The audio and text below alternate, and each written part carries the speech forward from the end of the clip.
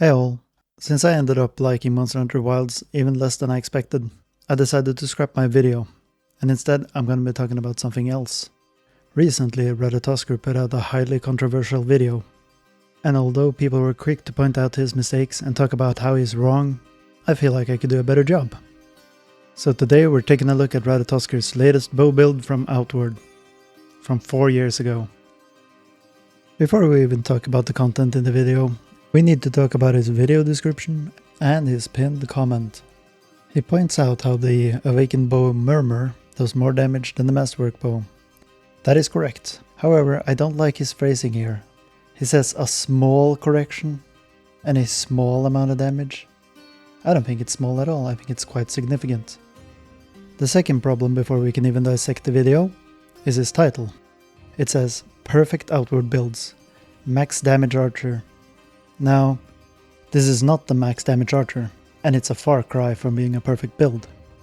The people in his comments have already pointed out that he was wrong for using the Masterwork Bow, so I don't feel a need to harp on that point. So for my build I'm gonna use Murmur and put the Whiplash enhancement on it, just like him. When it comes to his choice of armor, I'm a bit torn. On the one hand, he clearly has style, because I can't see the reason why he would wear the Shadow Kassite helm, especially when the Master Kassite Oni mask exists. Is he really giving up 10% damage just to get that 5% cooldown reduction? I think there's something else going on. I think he's trying to do an elaborate cosplay of none other than the Smelter Demon from Dark Souls 2. I can see no other reason for him to wear such an inferior armor piece.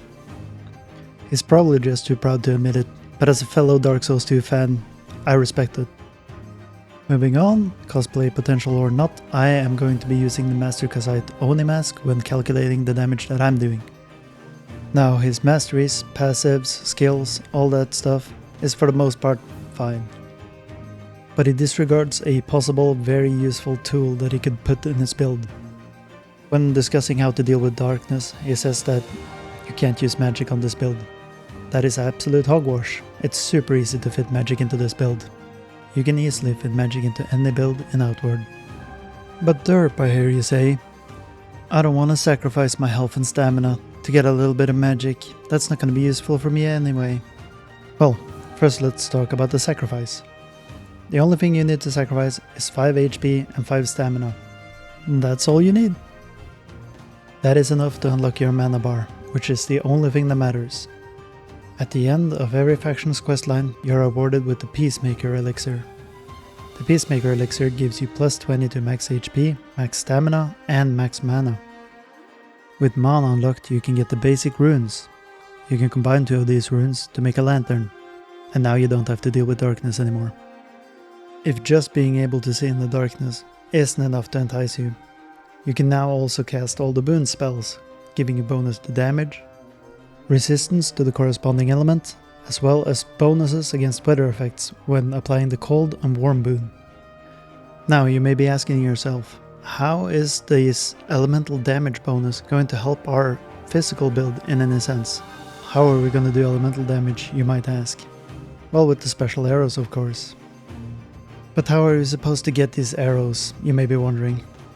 Nobody who finishes this game, let alone all the DLCs, has any friends to play with. Well, that's quite simple.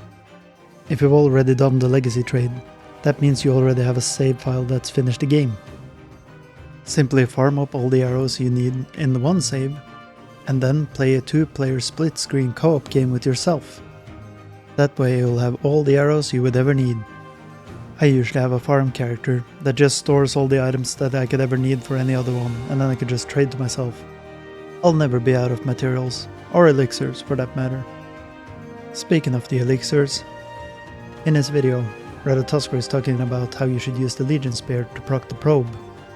Now, me personally, I don't even use probe anymore. Don't get me wrong, probe can be nice, especially to proc the pain debuff, to make sure that the enemy takes more damage. I, however, find it much too slow, and risky. You can just bring a big stack of spiked alertness potions instead. These potions keep you out of harm's way, and they give you 2 stacks instead of 1 per drink.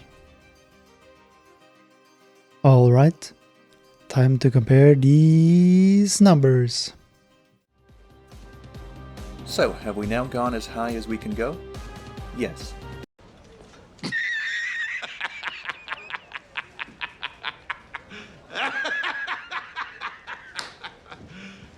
You serious?